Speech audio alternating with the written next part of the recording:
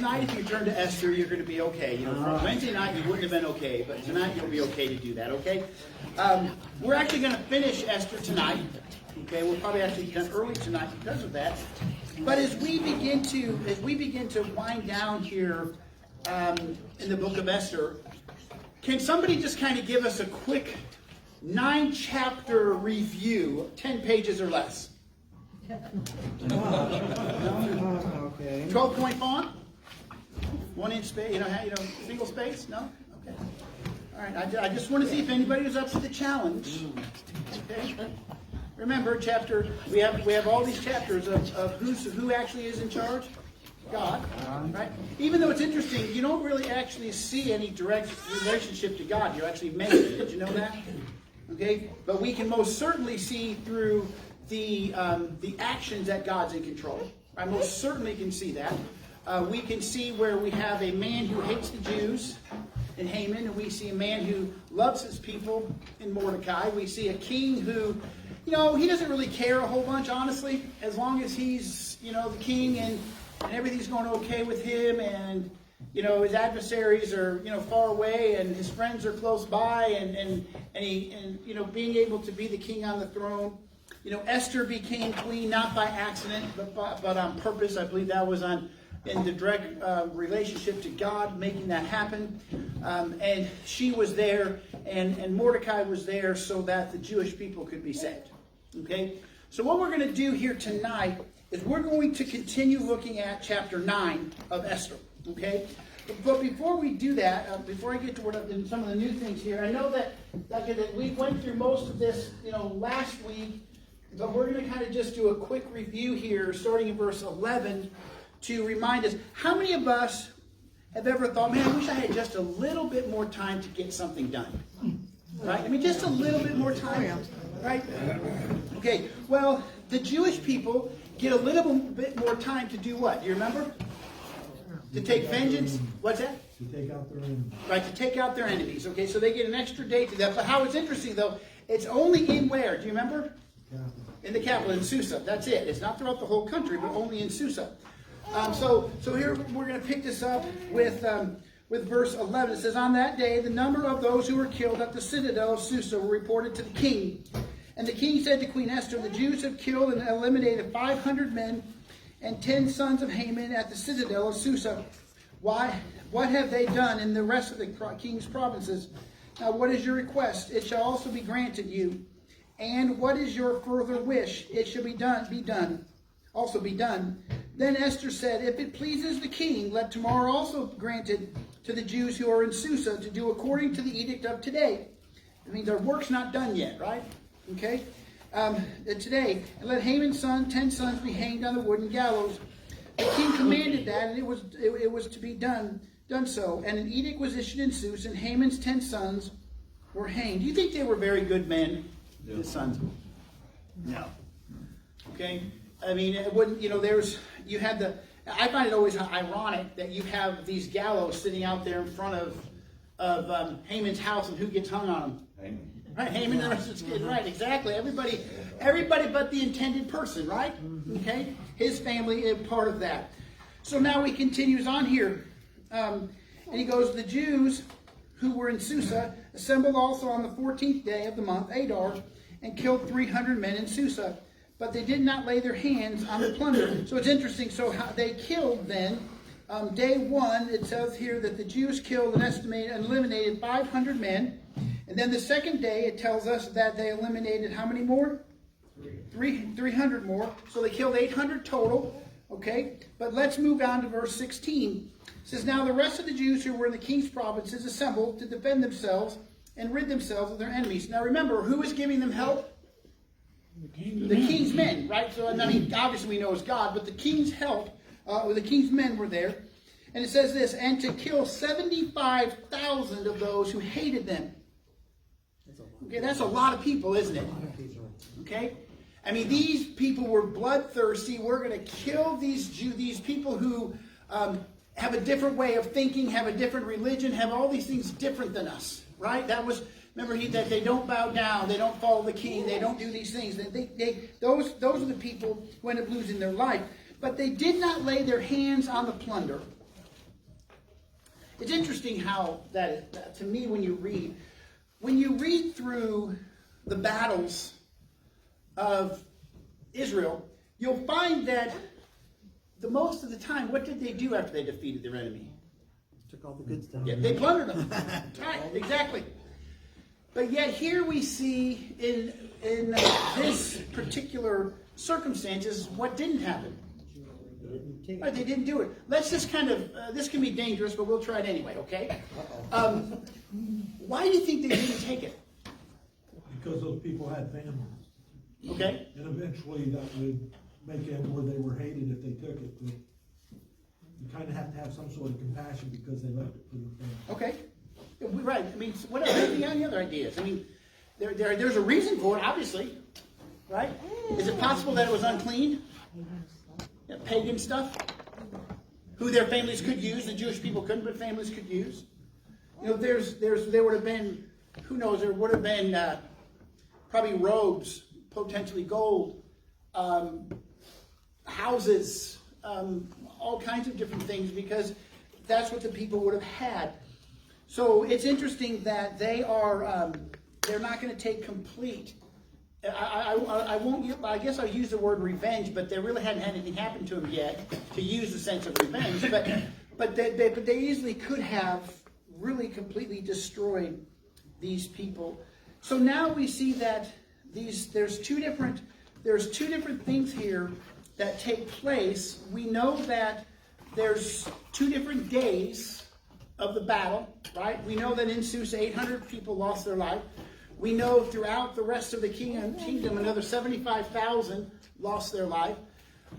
So now what I want to do is I want to start looking at here this whole idea of a memorial. Why do we have Memorial Day? Okay, to remember. Right, those who died. Remember, there's a difference between Memorial Day and Veterans Day, right? Okay. Sometimes we blur those a little bit. We need to remember not to blur those because they're both super important to remember. But here they're going to remember something. So go down to verse 23 of chapter 9. Okay? And listen to what it says. So the Jews undertook what they had started to do and what Mordecai had written to them. Remember, Mordecai has ascended to high power, right? So he has almost, if you will, unlimited power, even though he does. But I mean, he's got a lot of authority and power, and he wrote these things. It says, for Haman, the son of Hammedatha, the Agagite, the adversary of all the Jews, had schemed against the Jews to eliminate them, and had cast pur, that is the lot, to disturb them and eliminate them. But when it came to the king's attention, he commanded by letter that this wicked scheme, which he had devised against the Jews, was to turn on his own head, and that he had his sons were to be hanged on the wooden gallows. So it's, as we see this here, that as a memorial. Do you think it's important to remember things? Okay. Why do we need to remember them, though? Prevent us from doing them over and over and over. Right. Hopefully we don't do them over. That's right. Hopefully we don't. So I want to run us some things, understand this here. We have the Jewish people who are getting ready to celebrate death. But more importantly, not their own death, but death for freedom. Right? Because they had freedom based upon the edict of Mordecai, and that Esther was also part of, and Xerxes was part of. So, as we look at this and we try to understand this, how many of you guys remember September 11th? Yeah. Okay, remember. It says never, right? We went to war over that. Still are, really. I mean, still are. But I have found that many people, I think, don't care anymore.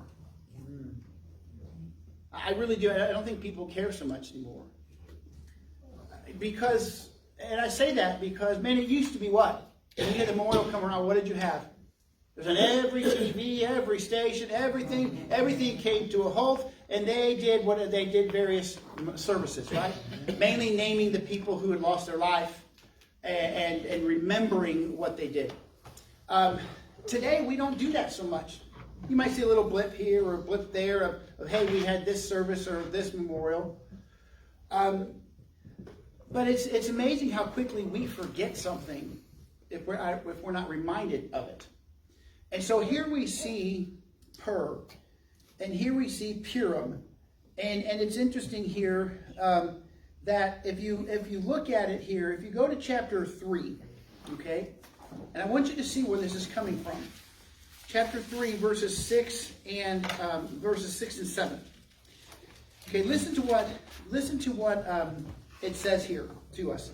It says these words to you and me. But he considered it beneath his dignity to kill Mordecai alone, for they had told him who the people of Mordecai were. So Haman sought to annihilate all the Jews, the people of Mordecai, who were found throughout the kingdom of Ahasuerus. In the first month, which is the month of Nisan, in the 12th year of King Ahasuerus, Pur, that is the lot, was cast before Haman from day to day, from month to month, until the 12th month, that is the month Adar. So pure is what? Pur is what? P-U-R. Pur is what? I just read it to you. Right. They were, say that louder. Nobody else. Say it louder. It was their celebration for what happened that day with the... Right. Because Haman was doing what with this? He was plotting, right? He was plotting to get them. So when you hear the word Purim, right? Purim is all about what the Jewish people remembering what happened. All right? So it's not something we need to be, we very seldom talk about it, but sometimes we do talk about those things. But the Jews were going to celebrate this. Okay, day 7 of creation, what are we supposed to do? Okay, why? He told us to. And that's the bottom line truth. He told us to. Right? Okay, so if you remember that the Jewish people, after they defeated their enemies, what did they do? They rested. Okay? They rested. Now, how many holidays do we have? You know, I don't have an idea. I'm just asking. You guys could say 100. I'd say, okay. I mean, we have a lot. Okay? Okay, so, but there are 2 types of holidays. Okay? There's 2 types of holidays. You have a religious holiday, and then you have I'm trying to remember the word now. I just lost it. And you have a religious holiday, and you have a government holiday, or you have a non-religious holiday. I'm sorry, excuse me. You have a God centered holiday. What are some non-God holidays? Halloween. Groundhog Day. Valentine's Day. 4th of July. Columbus. President's Day. Yep. Those are all holidays.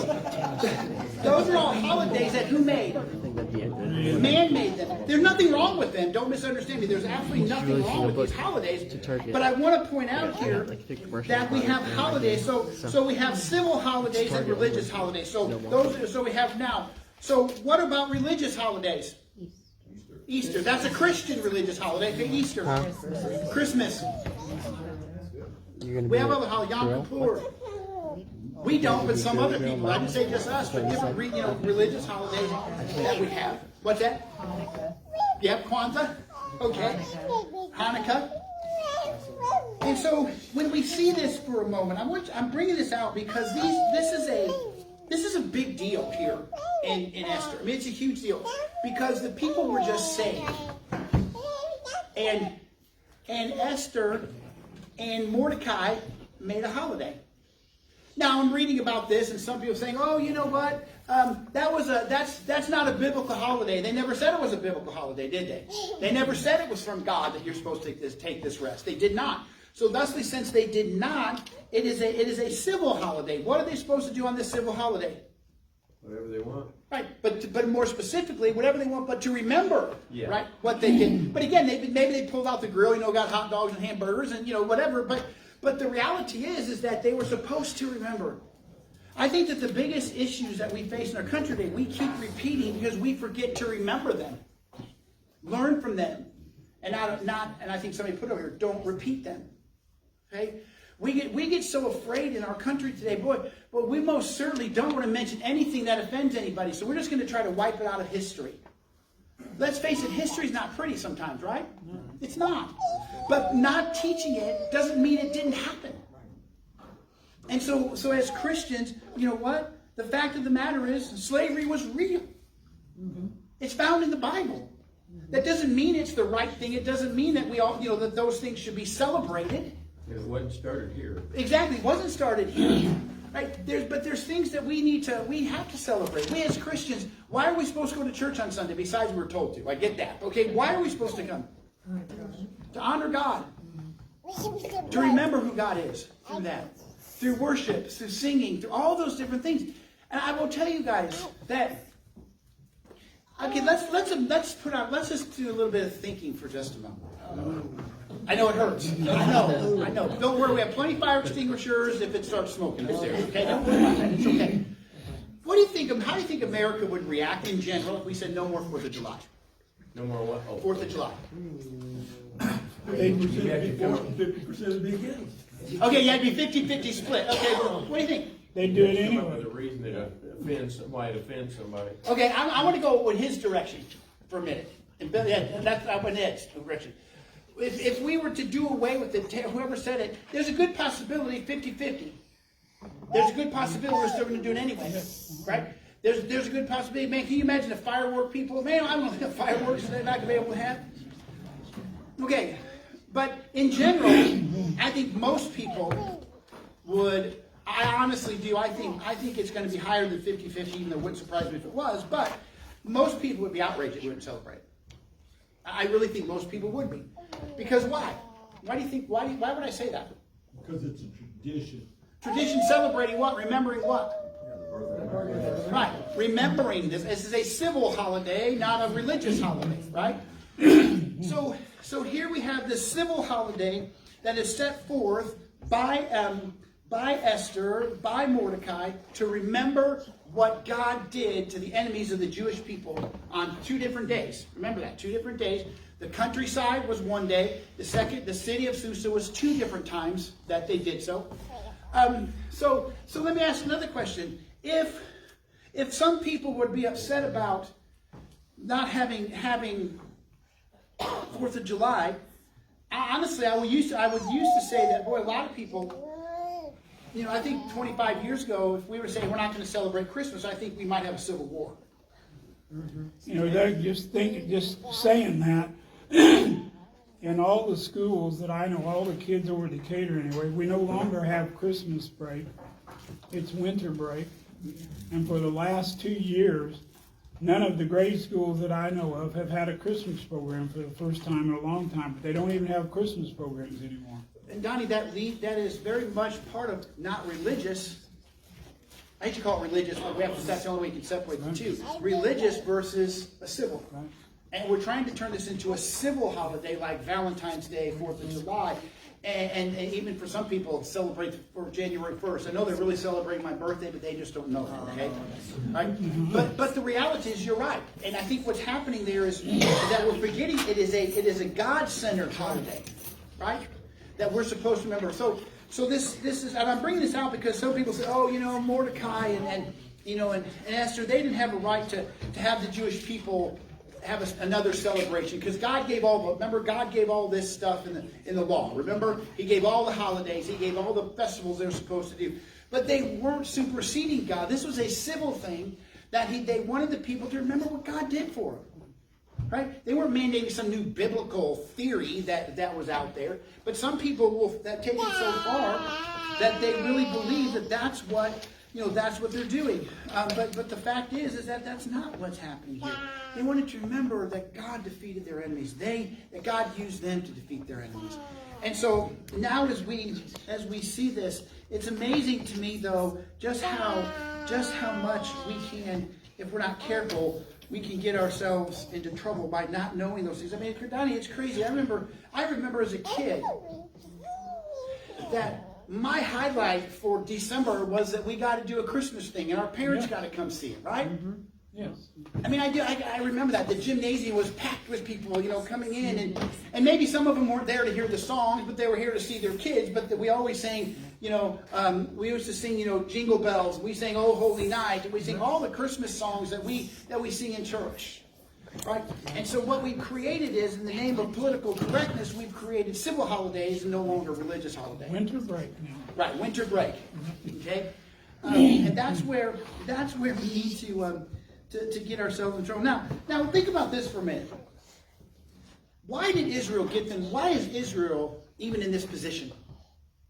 I mean, why is Mordecai and Esther having to do these things? What happened? Why are they even in this position? What's that? Well, they did. How'd they get in Persia?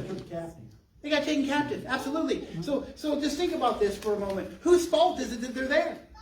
Their own. Their own. Now, let's face it. The people that we're dealing with here, they have, some of them were carried over, but for the most part, they've been there for a while. Do you know there's still remnants in this part of the world for Christianity?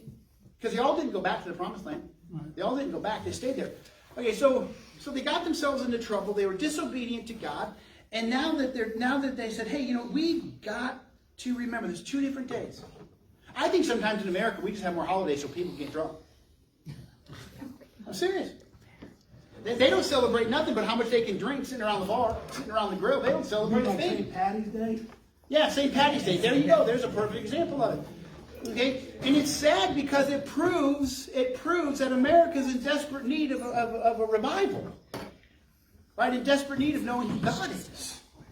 Okay, I mean, come on. Why do you have to take off January 1st? Honestly, what is special at January 1st? Absolutely what? Nothing.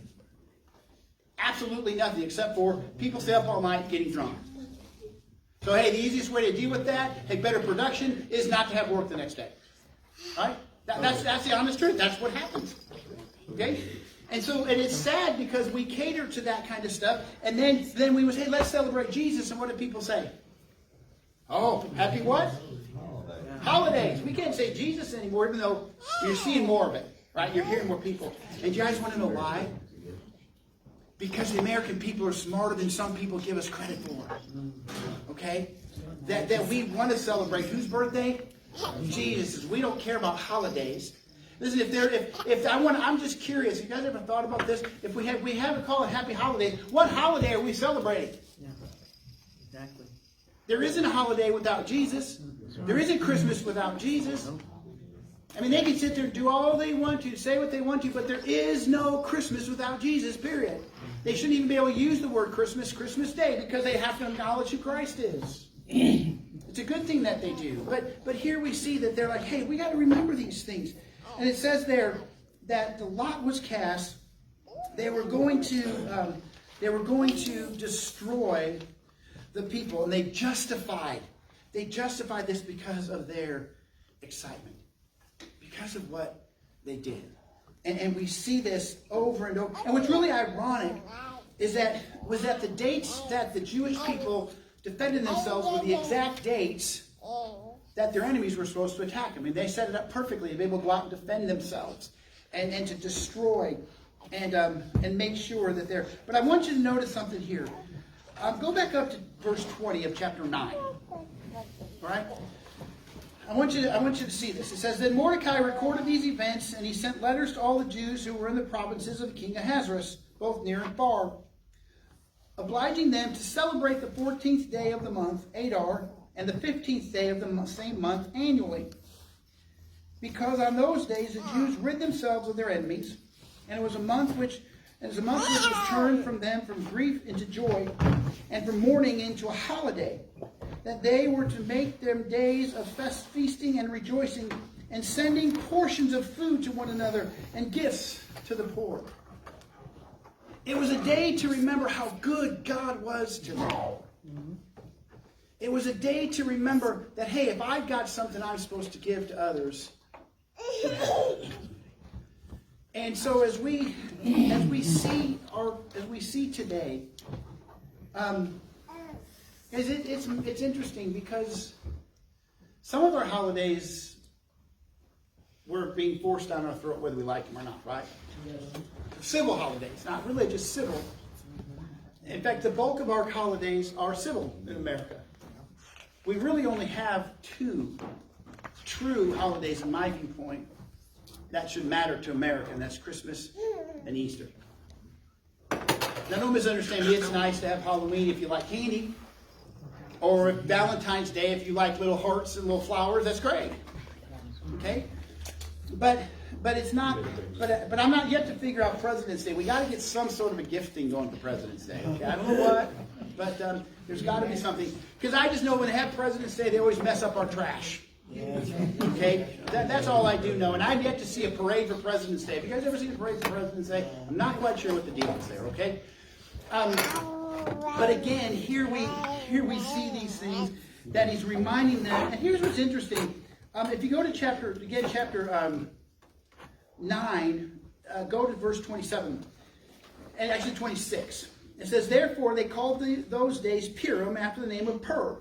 And because of the instructions in this letter, both what they had seen in this regard and what happened to them," had to remind them. I mean, let's face it, September 11th, 2001 was what? How many years ago? Okay? It's going to be 24 years this next year, right? Okay. You realize that a lot of people weren't even born 24 years ago? Right. They weren't. Anybody younger than 23? If anybody younger than 23, there's a lot. We had a table right up here. Yep. Okay? We do. We have a table sitting right here that they have no idea. So how are they supposed to remember? You have to tell them. We have to tell them. Right? I mean, and that's what we see taking place here. Verse 27 says that Jews established and made a custom for themselves, that descendants and for all those who allied themselves with them, so that they would not fail to celebrate these 2 days according to the regulation, according to their appointed time annually. That this was a big deal. Right? I find it interesting. I want you guys to know something. Since for the most part we have turned Christmas into a civil holiday, not a religious holiday in America. If you don't believe me, how come there are Christmas stuff out in the middle of October? Okay? All right, if not prior to that even. We've turned it into a money-making machine for people. And then we forget just how good God, I mean, yes, God can use any of those things, right? He can use those things to bring glory to Him. He can use those things. But the reality is that we're forgetting that as a country. So the last thing I want us to see here, and I'm supposed to get my computer this week, so hopefully we'll be able to get this all back up on the screen, okay? All right. But what we can see here is, for chapter 10, what we can see here is, the whole idea is, what was the feast for? To remembrance. Remembrance of what? The defending of themselves against their enemies. Right. The defending of themselves against their enemies. Their freedom that was there, right? That's what they're celebrating. Sounds like Thanksgiving. Yes, it does a little bit. Yes, it does. Being thankful for those things. So again, to remember what took place, not to forget what took place. Second of all, when was it supposed to be celebrated? Yearly. How many days? 2 days. Remember, because the city, outside the city, they didn't battle. The second day only in the city of Susa. So they had to celebrate those for 2 days. And it's interesting how this is set up, because in verse 27 it says, again, this is what they made as a custom for them. So what's a custom?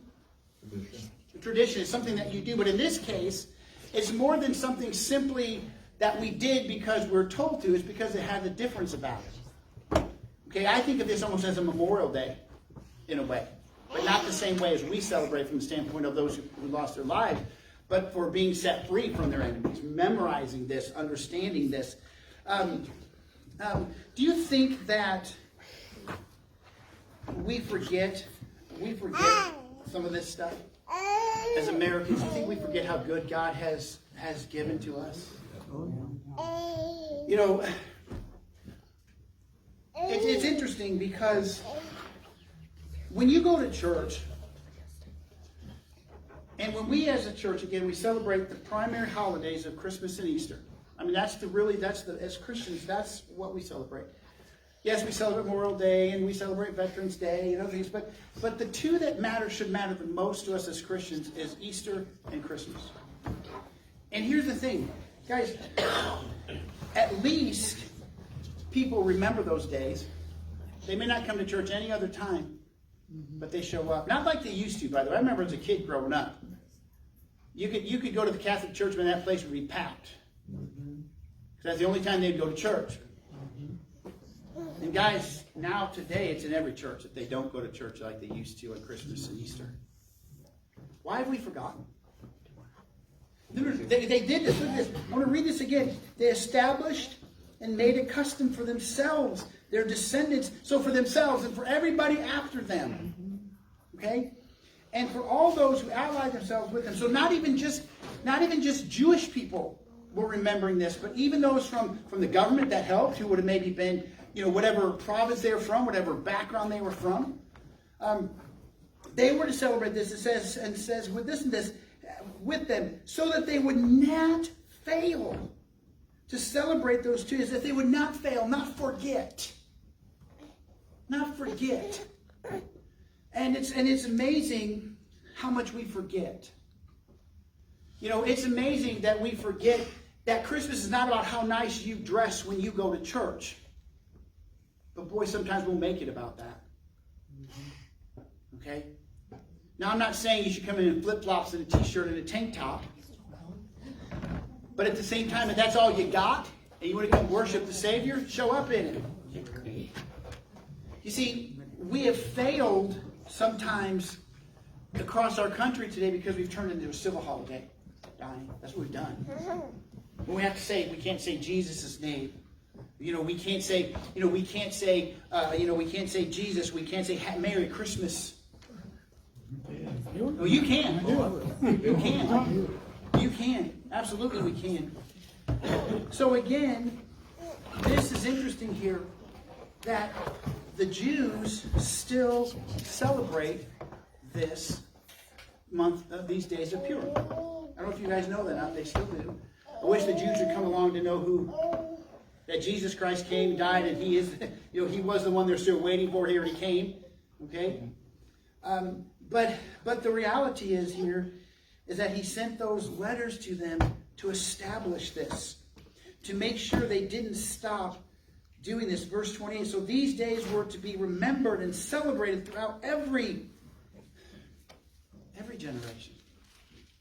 It says, I want you to know, when the Bible uses words like, and phrases like every generation, it means it's never to stop. Okay?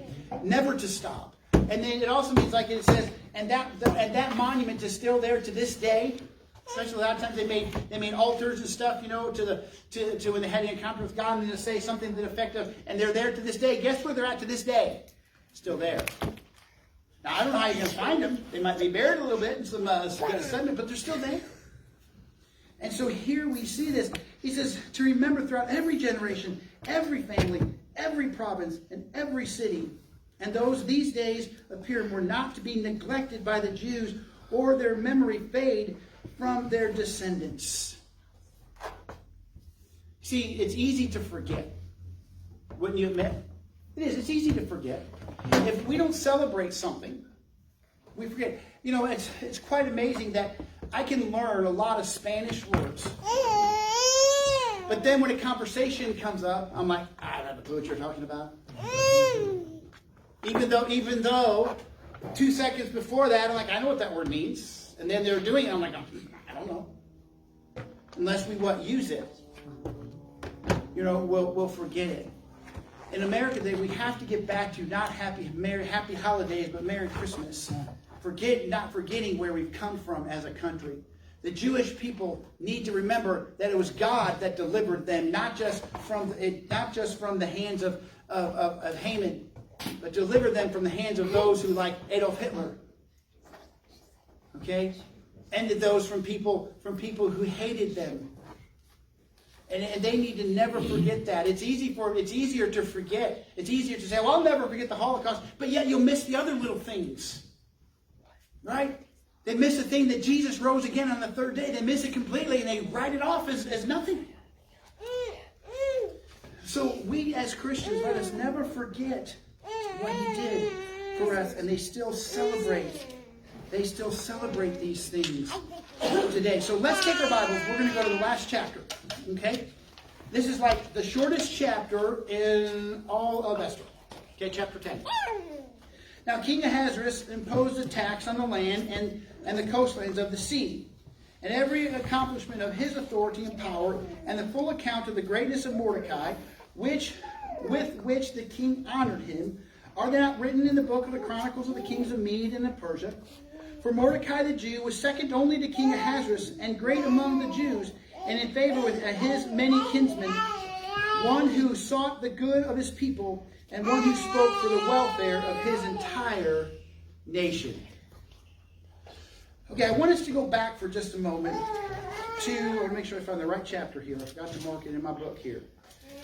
I want us to go back for just a moment to, let's turn the right page, to the king, and the king had his vision. You guys remember his vision? Remember what happened? He lost his he couldn't sleep. You guys remember that? Yeah. Okay, chapter 6. And so he couldn't sleep. I want to read this to you. It says, during the night the king could not sleep, so he gave an order to bring the book of the records of the Chronicles, and they were handed, and they were read before the king. The very same Chronicles whose Mordecai's name was placed in at a later date. The very same. Isn't that cool? The very same. Now, if you remember what happened in chapter 6, one of the Chronicles read, and they read whose name? Mordecai's name, because they're like, did anybody do something for this guy? This guy saved the king. Anybody do something for him? No. And of course, Haman's like, yeah, it's all about me. Right, all about me. So here we see this, but I want to point something out, and then we'll wind it down from here. We see a king, and what is it about people in power imposing taxes?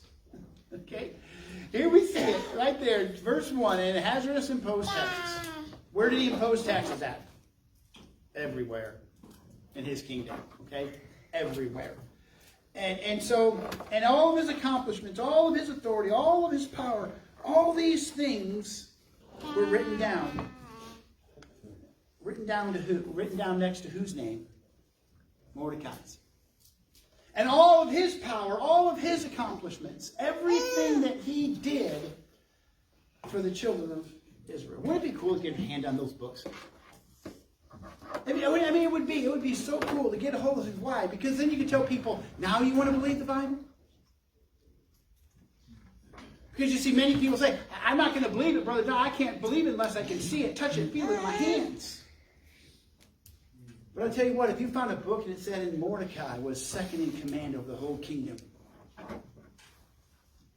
I think you'd probably believe, don't you? And so that's that book. And it's, by the way, you have that even through the kings of Israel. Okay, they're throughout the Old Testament, you find that their names were written down. But we can close by reminding that he was a second in command over this kingdom. All because of his faithfulness to God. All because God is in control. All because of who God is. And he became that, and he worked hard for his people to make sure they were treated fairly, to make sure that they were taken care of. That's what he did for his people. And that's exactly how this book ends. Looking out for the welfare of his entire nation. Wouldn't it be great if we had politicians that looked out for the great of the people? Okay? I mean, if you think about it, right? And if the Jewish people today still celebrate this very holiday, civil holiday, not the God-given holidays that they had. Because who can make a God-given holiday? Only who? God. Okay, so we're going to close there. That closes out the book of Esther tonight. what we'll do is, I'm not sure where we're going to go to next. Have not had that made up that decision yet. But we're gonna hopefully we'll get into something that you can learn from, apply it, and take it with you. Okay, that's the goal behind Sunday nights and Wednesday nights. So please remember that. So please remember, don't forget that we still have our special offerings for a new sign, for new air conditioner and furnace. We have, don't forget, December 8th is going to be our Christmas dinner. So we'll need we're going to do potluck for that. Brother Diane, we'll have to talk about chicken later. Okay? But please remember that is Sunday. We won't have church that night. We'll just come in and celebrate. Don't forget, we also will be having a Christmas Eve service as well. That's going to be upon us like about that quick. Okay? And also too, there'll be no church the Wednesday night prior to Thanksgiving. Okay, that's so that everybody, if you're going somewhere, doing whatever it is you're going to be doing, we won't be meeting that night. So again, I want to say thank you for coming tonight. Let's close with a word of prayer. Father God, I thank you for your faithfulness, for your love. I pray, Father, that you will use your word to always show us who you are, to guide our lives. I pray, Father God, that your Spirit will work in us. And Lord, I just pray for everyone here tonight, Lord, that they will see who you are, serve you and love you, and I ask these things in your name. Amen.